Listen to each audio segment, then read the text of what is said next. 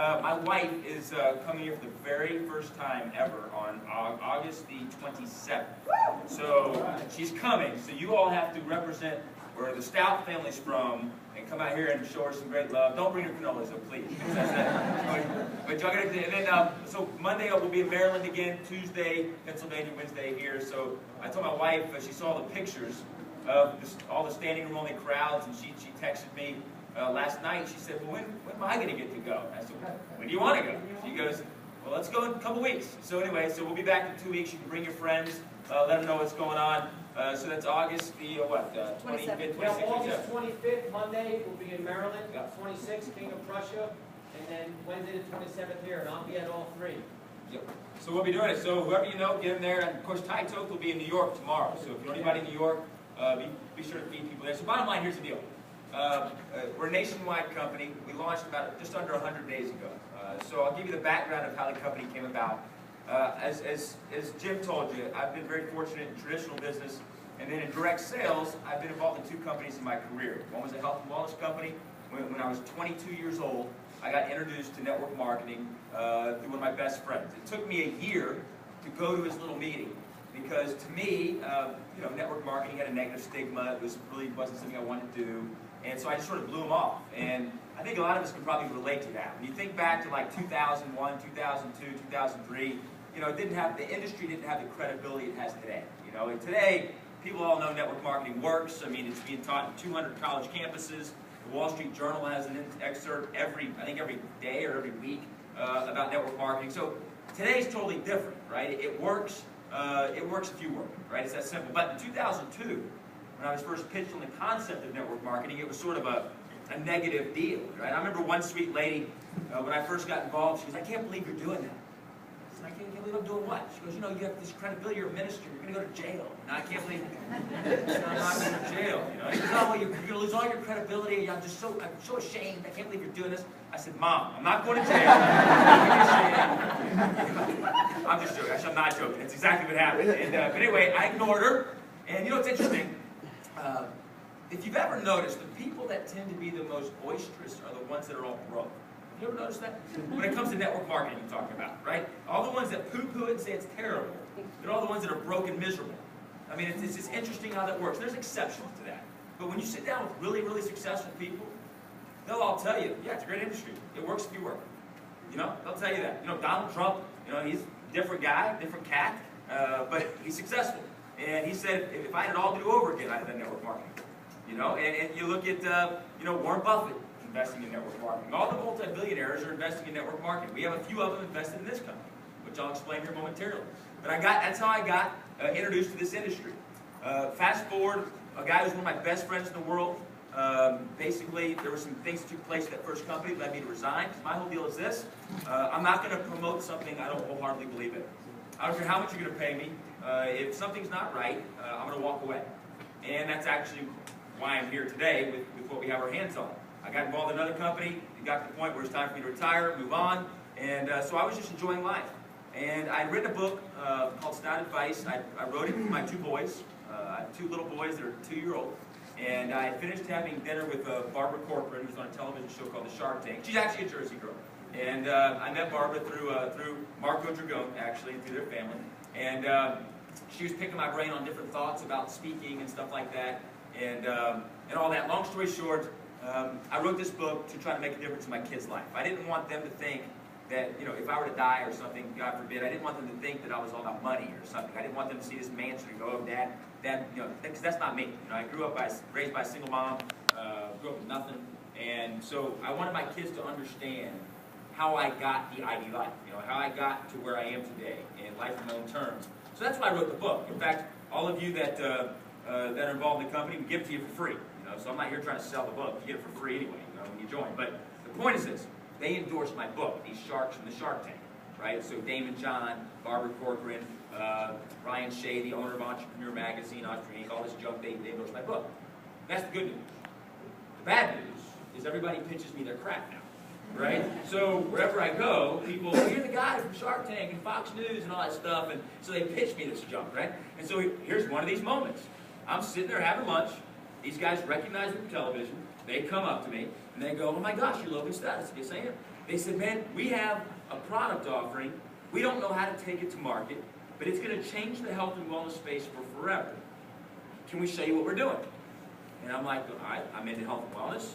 Right? Who isn't? I mean, let's face it.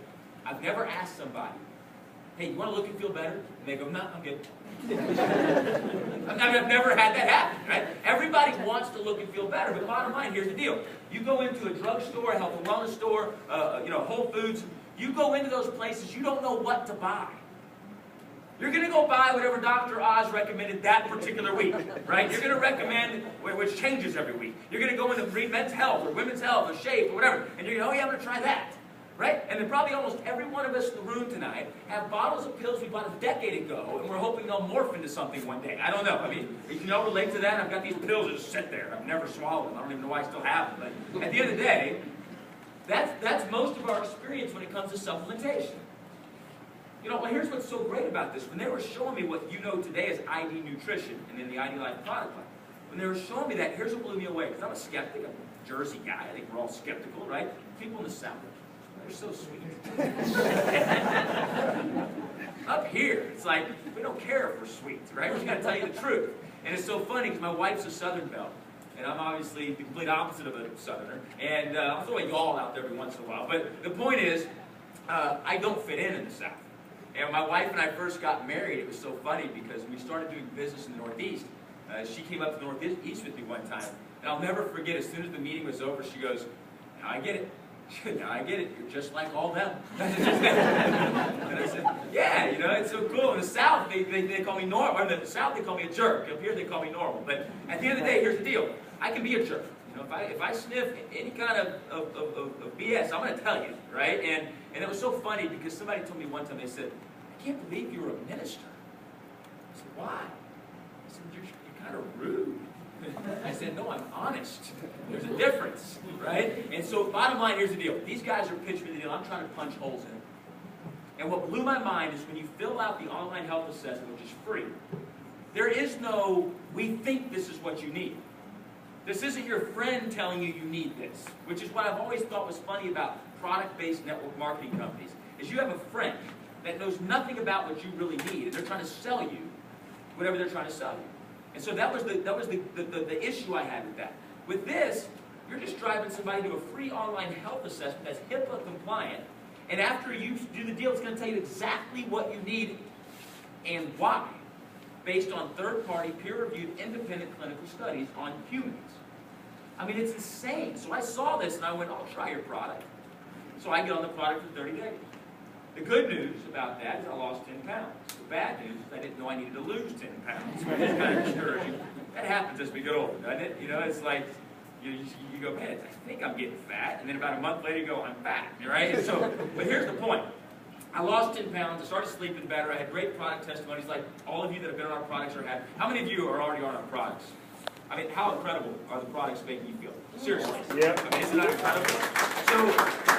So the point is this, I get on the product, I have the great results. So I call them back. I said, okay, I need some more. This is working. You were right, got me, I want some more, right? So I go to order a product, they say, well, Logan, we don't have more. I said, how do your company, you don't have more? And they go, well, we're not a company. So we're telling you, we have our hands on this platform that tells you exactly what you need, this customized nutrition platform. But we don't have inventory, we don't have any of that. We don't have startup capital, we have this idea these doctors and scientists spent millions of dollars creating, and they've basically gone broke creating it. And they don't know how to take it to market. That's not their deal. They're brainiacs. They're not business guys when it comes to that. So anyway, I go, all right, let's meet. So they come over to the house. They show me the whole deal. I'm immediately blown away. This is March of last year. Okay? So we launched the company 100 days ago, basically. March of last year. So I sit my legal team on it, doing due diligence. Do you all realize, how many of you ever seen the show Shark Tank by chance? Okay, good. A lot of most of you. So I don't know if you know this, but over 99% of those deals that they make a deal on the show actually never go to fruition. Because they go to what's called the due diligence stage. Right? Where the legal teams go in, they vet through them, and then they go, this isn't what you described it to be, we're done, right? Well, that's what happens. My legal team goes into due diligence on this. They come back to me, they say, this thing's absolutely legit. It's unbelievable. Now, hear and understand. I look at business deals all the time, okay? Well, now I don't now that we have this, because I don't have time to, but Prior to this, I would look at, roughly 200 to 250 deals a year, and about one, maybe two of those deals I would invest in. I mean, I'm a very, very conservative investor when it comes to that stuff. Even when I invest, I get it collateralized, whole 9 yards. So when my legal team comes back and says this thing's a go, that's a big deal, right? So then I called some buddies of mine because I wanted two things. One, I wanted them on board. But number two, I wanted their team to do their due diligence. Because I knew if I was going to do this, come out of retirement, I've got little boys, I've got my wife, I have life on my own terms. I have to know for a fact that this thing's crystal clean, it's going to work, blah, blah, blah. So I go basically to a company called Brazos. Brazos is, in essence, the Perot family, Ross Perot, right? And so Patrick McGee married Ross Perot's daughter, Suzanne McGee. Patrick is the CEO and founder of Brazos Partners. It basically manages the wealthiest people on the planet's money. Okay, literally. And so, very private, it's all the billionaires, that's who they trust with their money. So I go to them, I say, look, bottom line, I got a deal, I want you to be a business partner of mine, I want you to vet through it, tell me what you find, punch holes in it. So they come back to me, they go, this thing's unbelievable, we're in it. So they invested. Troy Aikman, obviously, I wanted him on board. He's not some paid spokesperson. I don't believe in paying someone to represent the greatest products on the planet. You either believe in what we're doing or you don't believe in what we're doing. I'm not going to pay you. That's what everybody else does. Right? They go pay people to say they drive this or they buy that when they don't. Right? And to me, it's hypocrisy. So the point is, he's an investor in the company. So we have him. Darwin Deason. Darwin Deason is the one who started ACS, sold to Xerox for $6.4 billion. He's one of the wealthiest men in the world. He grew up in a house smaller than my master bedroom closet. I mean, the guy came from nothing. And so he's an amazing guy. His story's incredible. Tells it like it is. I love the guy. So he's one of our partners. Chris Camillo, the most successful self-directed investor in U.S. history. You've probably seen him on Bloomberg, wrote the book Laughing at Wall Street. One of our investors. Here's the point. I put a great group of guys and ladies together. We launched. I own 60% of the company. Here's why this is important. Upon reflection of me retiring from the previous company I was involved with, my wife and I were sitting on the beach, relaxing, and we were reflecting on the direct sales industry as a whole. To me, direct sales is the most ethical, sound way for a human being to change their life. You don't have to go pay millions of dollars to get your own business started, right? You don't have to wait for someone to call you for a promotion. You get paid what you deserve to get paid based upon your work ethic. It's very simple. But the issue with most network marketing companies, the issue is they're typically owned by people that have never walked in your shoes. So they're making decisions that they've never experienced themselves. Whether it's pricing, whether it's expansion, whether it's a lack of expansion, or whether it's a product offering, or whether it's some new product idea, or whether it's a promotion, whatever it is, they can't even comprehend how that impacts the field, the associates. Right? Example I'll give you. Jim told you I was a pastor of church. I spent a lot of time counseling married couples, particularly when they had babies. Okay? Because when you have babies, it rocks your world, right? And husband, wife, and there's this new thing. It changes the whole family dynamic, and it leads to a lot of issues. And so I spent a ton of time counseling those folks. Here's what's funny about that. Here I was, this guy with degrees in phenomenological epistemology, adolescent psychology, you name it, all the things on the wall that would make me an expert to counsel parents. Right?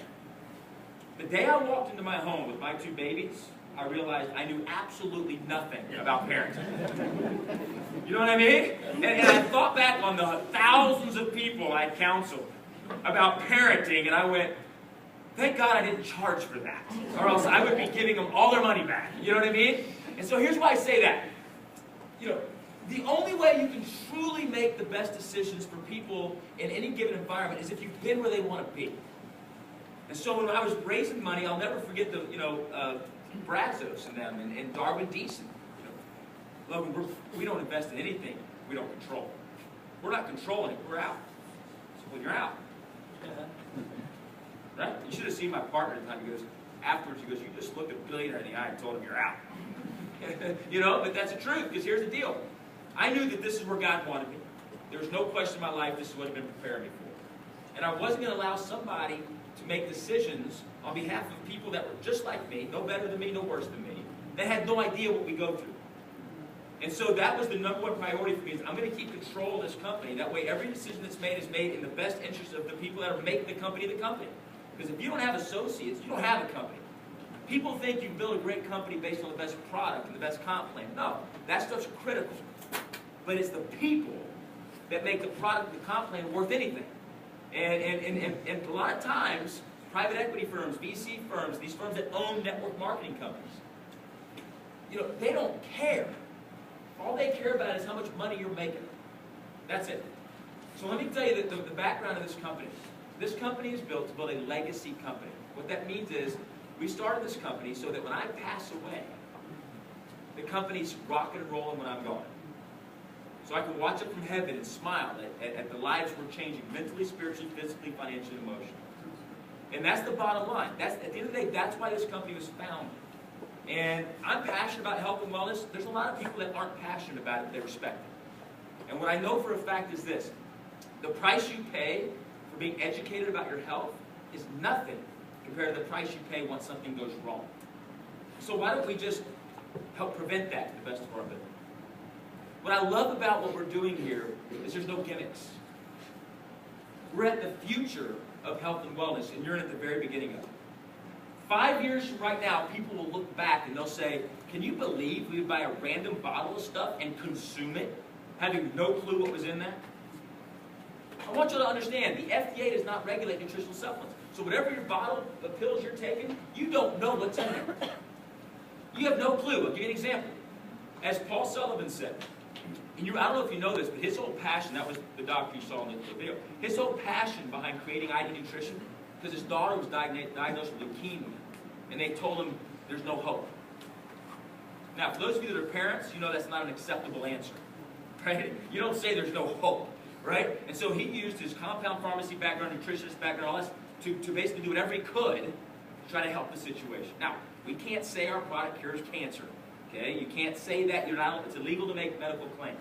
I'll say this, though. His daughter is still alive, okay? And the 30 other people that were in the same test group that were not on ID Nutrition, God rest their souls, are no longer with us. And so my point is, that's why his whole passion behind this product came about. When you meet Paul Sullivan, when you get the chance, he's one of the most humble, down-to-earth people. He doesn't care about money. What he cares about is blessing the world with nutrition. That's what he's passionate about. And I'm just so honored that I get to do business with him and bring this to the marketplace on his behalf for what he did. So that's huge. So here's the deal. 5 years from now, people look back and they will literally be shocked at what they used to put in their mouths. You know, look at the United States of America. I love this country. I was born and raised. I believe it's the best country in the world. We have our faults, but I believe we're the best country in the world. But when it comes to health and wellness, we're miserable. We're terrible. It's because as a country, we allow economic greed to determine what goes on the store shelves. And why does that scare me? I'm a dad of 2 boys, 2 little boys. It scares the living daylights out of me that my kids are literally going to the store and can legally buy poison and put it in their body. Do you realize the majority of foods that are on the shelves are not even legal? They're not even legal in other countries. They're not even allowed in other countries. And yet our little ones can go buy it right now on the table. We take it every day. You know a funny example? You know 7-Eleven has a wellness ambassador? We'll let that soak in for a second. 7-Eleven now has a wellness ambassador. I mean, if that doesn't tell you where the future's going, I don't know what does. I mean, 7-Eleven to me was, you go in, you get a Slurpee, you break the rules, but you walk around, you drink most of it, you go back to the That to me, right? Big gulp it up, drink half of it, go fill it back up, and move on with your life. You know? Isn't that crazy? You know? Coca-Cola, Pepsi, Dr. Pepper, they're under huge scrutiny because of the poison that's in their stuff. And so their sales are just plummeting. Plummeting. And the reason being is aspartame, sucralose, artificial sweetener. And they said, well, how come you don't use the all-natural sweetener, stevia, one that's proven to be good for human beings? Why don't you use that? You know what their answer is? It's too expensive. By the way, that's all we use, is stevia in all our products. We have no fake dyes, no artificial flavoring, none of that stuff. But they're being scrutinized.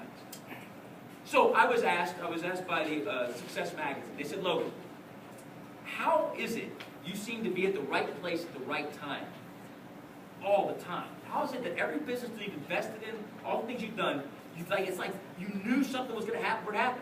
I said, it's simple. And you can apply this to your lives. Here it is. You want to make ridiculous money? Here it is. Have the solution everyone's going to be looking for before they know they want it. Have the solution that everyone knows they're going to be looking for before they even know they want it. That's the deal. And so here when I saw this fit my criteria.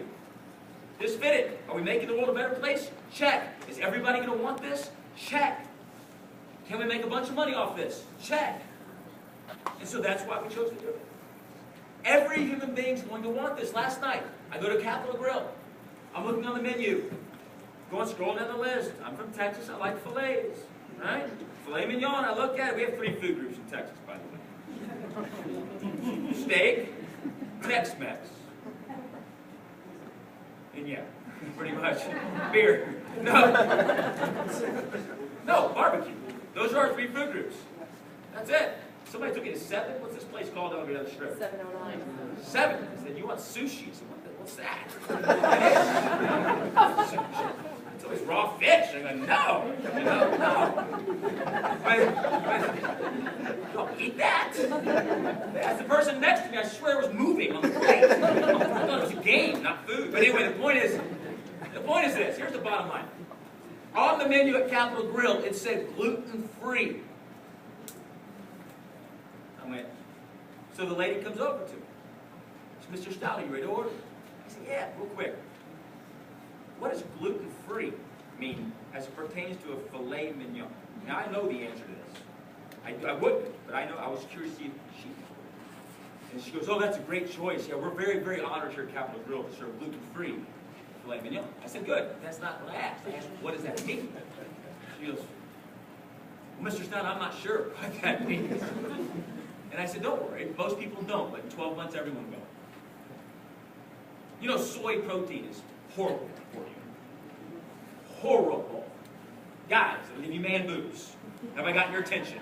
Right? It increases your estrogen levels. I mean, soy is terrible for you, but it's the cheapest form. You know, soy is one of the reasons infertility is through the roof. I went through that. I used to love edamame. Go to Benihana's, I had edamame. I loved edamame. Thought I was doing a good thing. I drank the soy silk milk. You ever heard of that? Soy silk milk? I drank that because I thought it was doing something good for me. Right? 6 years go by, and I can't blame it on soy. I'm just giving you an example. For 6 years, my wife and I could not get pregnant. And no one knew why. For 6 years.